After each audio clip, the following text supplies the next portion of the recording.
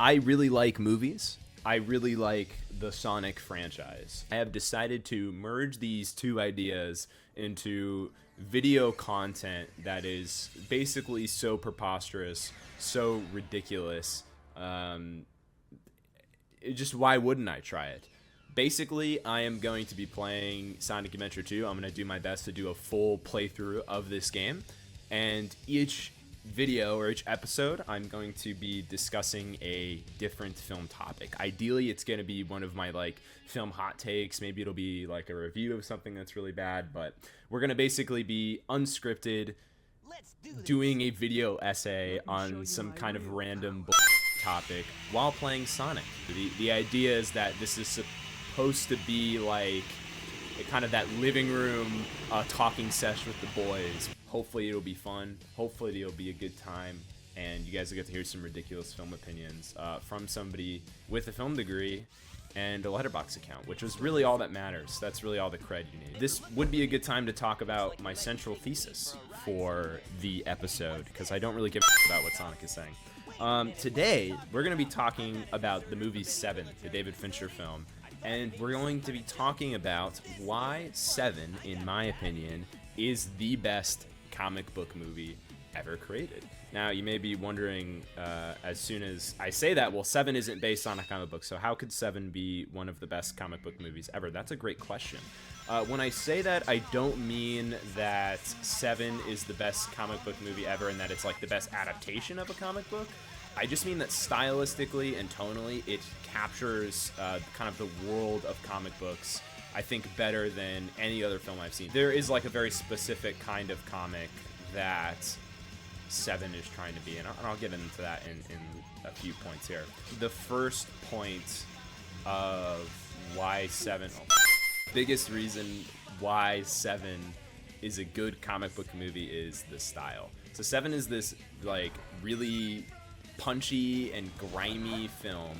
The aesthetic is far from realism, like far from realism. Everything is fake. It's constantly raining, and then the finale of the film takes place in basically Mexico.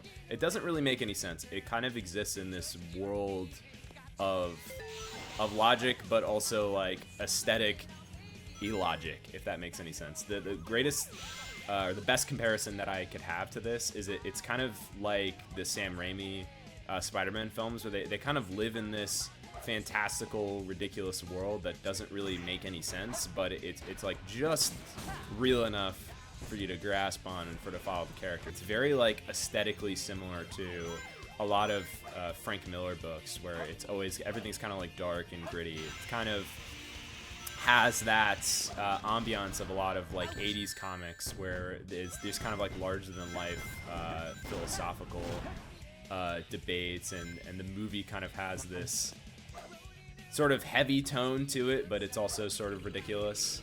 Yeah, it's a very strange atmosphere in that regard. I also think it's very similar to a lot of like Vertigo work that came out from DC. If you're not familiar with the publisher Vertigo, they're basically DC's like edgy book in the 90s and early 2000s. I would say Seven gives that vibe pretty hard. Very cool, if that makes any sense. Like, it feels like it's trying really hard to have that like grunge coolness aesthetic, which a lot of comics from that era really tried to hone in on. Oh, I died. That sucks. Oh, what the hell? Okay. If you can't tell, I'm very bad at this game, and I've never played Sonic Adventure 2, and I've also never commentated while playing a video game. There's an interesting balance that we're trying to strike here. This is a very niche audience, very niche topic. The mise-en-scène, I hate using that word because it's like an actual film term, but it kind of has this really bad prejudice where it's like, you're like film major if you want to talk about mise-en-scène. I do think that is what sells Seven as a great comic book movie, is the atmosphere of the film is completely unrealistic and silly. It's very akin to the fictional realm of a comic book, and I'm not sure why I equate that sort of fantasy to the world of a comic book so much. It's probably because I'm just a comic book fan. You could definitely just say that Seven is a really great like neo-noir film, but I think the reason that I lean more in the comic book direction is kind of the next point that I have. 7 features, I think, characters that are very, very comic booky. I hate this. I hated it playing. I kind of hated playing this game when I first started doing it, because there's no tutorials, there's no instruction. It's kind of just like, good luck, you're playing a Sonic game. Hopefully you played Sonic Adventure 1, which I haven't. I'm just trying to get into the Sonic games because they look cool. And Sonic is cool and he's fast, and Shadow is cool because he's edgy. Kind of like Morgan Freeman's character. Morgan Freeman's character is kind of like a pessimist, kind of like, oh, I don't want to take the case, I don't want to ruin my reputation, I don't want to do this, I don't want to do that. And throwing the switchblade at the wall, and he also though has like a big heart and a really logical mind, which I think is a common theme in like noirs and like the more filmic inspirations that 7 takes cues from. But I also think it's a really common trope in comic books as well. Batman is a character like that. Rorschach from Watchmen is a character like that. Maybe not the biggest heart or the biggest sense of logic, but a lot of comic books and popular comic books at that sort of give that sort of grizzled detective kind of vibe. That's just a very popular trope. The Question is another good example. Oh, that worked. Okay, I thought that didn't work because I didn't see the red animation. He's kind of the character that's like playing into the villain's plan. Speaking of villains, this is just like 7. This is just like 7. Exactly like 7. Tell me how these ideas aren't related. Sonic is Morgan Freeman, and Shadow is the killer, and the killer's like chaos controlling all over the made-up fictional city of 7. I'm the world's ultimate life form. There's no time for games. Farewell. So real. What is it? Oh, stay keep your hands up. This guy, dude, for real. Farewell, knucklehead. Not if I Is that can help it. racist? It kind of is. That's kind of a racial slur for Knuckles, because all the Echidna have the Knuckles hands. That's kind of fucked up. Sick. Knuckles levels. The Knuckles levels are f***ing awesome. The music is so good. It's genuinely amazing. I don't even remember what I was talking about with 7. I mean, these are character archetypes that we're talking about, so in writing they can definitely, they could appear in a book, in a movie, in a short story, whatever, what have you. I hate this radar, by the way. It's not accurate. I find that Brad Pitt's character also sort of works for this archetype, but then you also have the character of the killer, of John Doe in 7. This guy is a serial killer, right? Which serial killers do exist in the real world, and cult leaders do exist in the real world, and they have these like insane, ridiculous plots, but nothing like to the degree that the killer in 7 does. Like, he's making these like asinine, ridiculous contraptions. He has these like sort of larger than life plots, and it's very reminiscent of a supervillain in a comic book. He basically has the plot of like the Joker or the Riddler. He's gonna like have the heroes like gonna fall right into his trap. And once again, this is something that is like common in a lot of media. Like, it is not just comic books that do this trope, but generally speaking, I feel like you don't get these sort of antagonist characters outside of comic books or the movie 7. I'm trying my best to manage like the Sonic gameplay and the 7 thing. I'll probably say that like a bajillion times throughout this. The character of John Doe the killer is just very, very comic booky. A lot of this is relation to Batman. Maybe the argument could just shift to 7 is stylistically the best Batman adaptation, and I actually have a point that's sort of directly related to this. I will get into that in a few moments. I suck at this game, by the way. It is old though, so maybe that'll be my excuse. This game is old and it's trash, and all the Sonic fans, Sonic Adventure 2 sucks. Anyways, stylistically, the characters of 7 are very comic book characters. Furthering that point, you kind of have John Doe as the sort of moral like antithesis to Morgan Freeman's character. He's a good foil to them, and I think that's found in a lot of comic book media. Superman is brawn, and Lex Luthor is the brains. I think that's just an attribute of a lot of well-written protagonist and antagonist dynamics, but I think in a lot of content, it's very rare to find the contrast between the two be like so sharp. That is what makes that dynamic feel a lot more like punchy and tonally more in line with the comic book. A lot of the other characters are very just archetypal too, which I think is kind of comic books. Comic books, the writing in comic books is kind of lazy.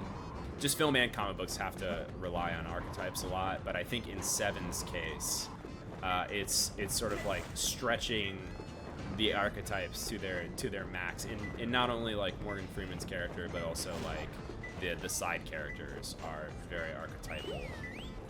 Like you have the police chief, who's kind of just like your Commissioner Gordon character, where he's just like, oh, I'm the police chief, you know. I hate the placement of these things sometimes. I think it's under. I just don't know. I'm not 100% sure where it is. I'm sure this is like sorely obvious, and I'm just making myself out to be an idiot. One of, I think, the best comic book movies or superhero movies to have come out as of late was Matt Reeves' The Batman in 2022. That movie was phenomenal. If you look at The Batman and you look at Se7en, you watch them back to back, and I know because I kind of did this on happenstance, and I guess this is the formation of this argument. They are like nearly the same movie.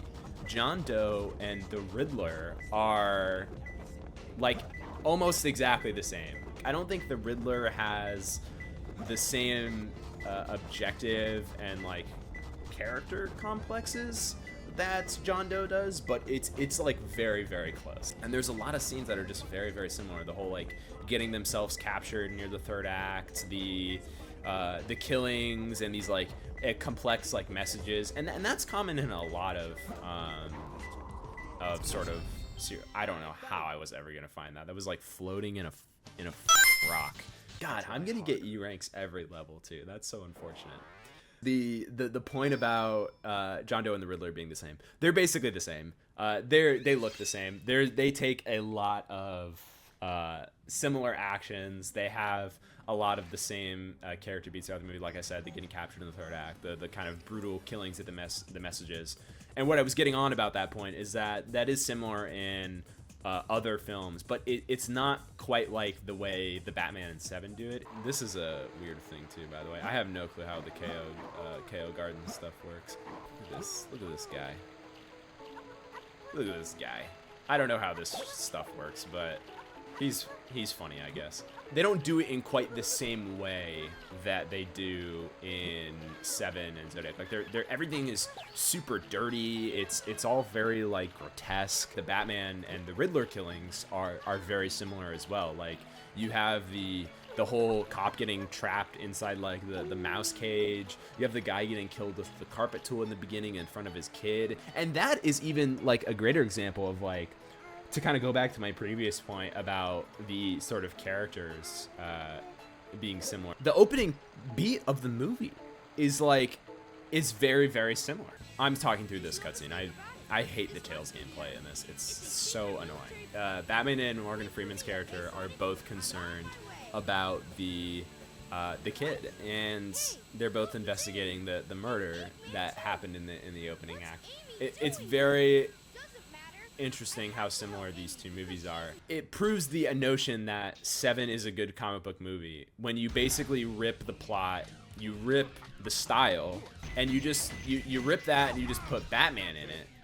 You have like one of the best interpretations of Batman. It's very similar, and I do think that there's some stuff that he added that like made it his own. Like I think the stuff with the Batmobile is really interesting. Definitely the resolution of those films and the themes are different, but you can't deny that like plot wise, stylistically, the movies are very, very, very similar. So I think that just kind of proves the point that Seven is a perfect comic book adaptation. If Morgan Freeman's character was Batman, it would just be the perfect Batman movie. Seven was actually adapted into a comic book. I think that just states that it's a good premise for a comic. Usually that doesn't happen. It just takes a lot of cues from like that grimy era of comics in the 90s, and maybe that just was like culturally and stylistically the landscape of the 90s. You know, grunge was really popular back then, and maybe that's it, you know. But I think there's something more to be said here. According to some articles I read on the director of photography for Seven, they did not take any inspiration from comic books, or comic books were not mentioned in any way, shape, or form. They were like, we referenced like Silence of the Lambs for the visual inspiration of this, and I was like, I feel like there's too much there to say that like you didn't. What do I know? I'm bad at Sonic Adventure 2.